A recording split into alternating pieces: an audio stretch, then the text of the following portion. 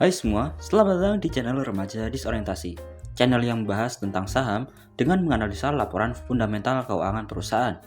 Kali ini, saham yang akan aku review adalah saham Telkomsel. Saat ini Telkomsel adalah pemimpin kartu provider di Indonesia.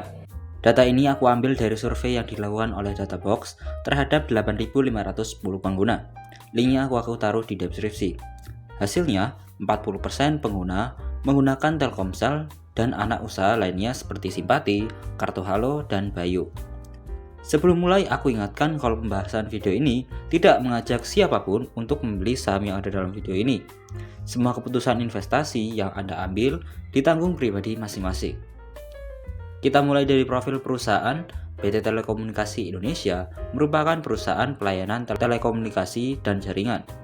Sebagai perusahaan BUMN, perusahaan sudah IPO tahun 1995 dengan harga 2050. Perusahaan tercatat 2 kali melakukan stock split di tahun 2004 1:2 dan tahun 2013 1:5. Artinya harga IPO bila dihitung secara stock split, saham Telkomsel IPO dengan harga 205 dan sekarang harganya 3.570. Artinya dari IPO hingga sekarang, saham Telkomsel sudah multi-bagger 17 kali. Tapi selama 1 tahun terakhir, saham Telkomsel turun 13,5%.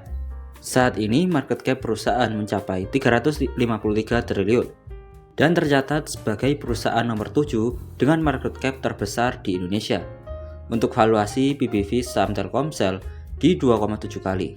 Ini di bawah rata-rata PBV saham Telkomsel selama 3 tahun. Dan peer juga turun jauh di 14,9 kali, juga di bawah rata-rata peer selama 3 tahun terakhir. Aku mulai dari capital expenditure selama 3 kuartal tahun 2023 sebesar 26 triliun dan free cash flow-nya sebesar 16,4 triliun.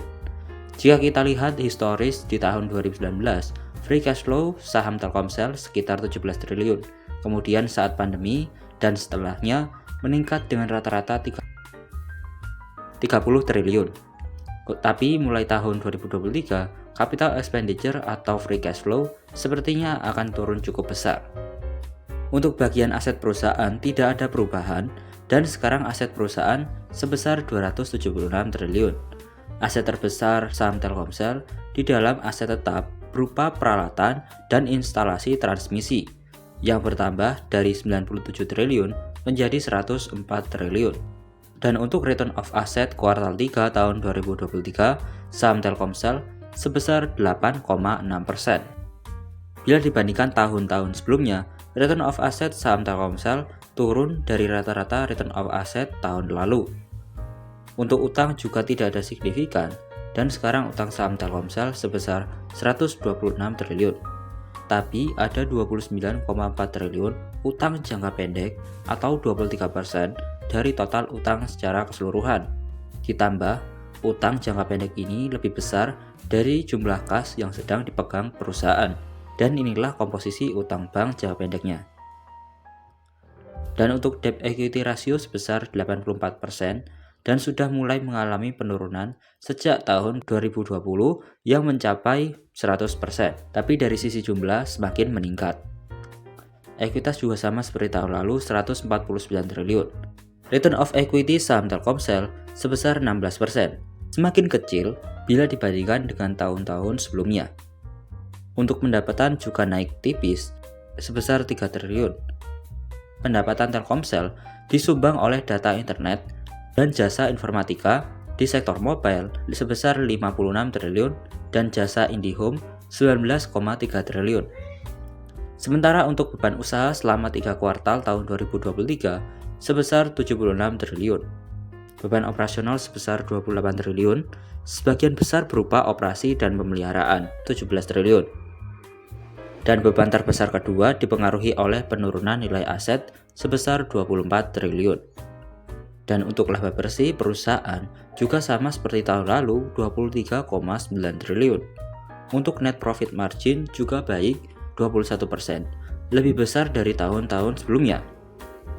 Sementara dividen yang dibagikan 167 per lembar saham dengan dividen yield-nya 4,6%. Untuk harga wajar saham Telkomsel berdasarkan metode discounted dividend model di 2.889. Sangat jauh dari harga saham Telkomsel saat ini di 3.570. Jadi bisa dibilang saham Telkomsel sedang mahal dengan perhitungan discounted dividend model yang saya buat. Tapi ini sudah mulai turun cukup jauh dari awal tahun 2023 peer saham Telkomsel mendekati 20 kali.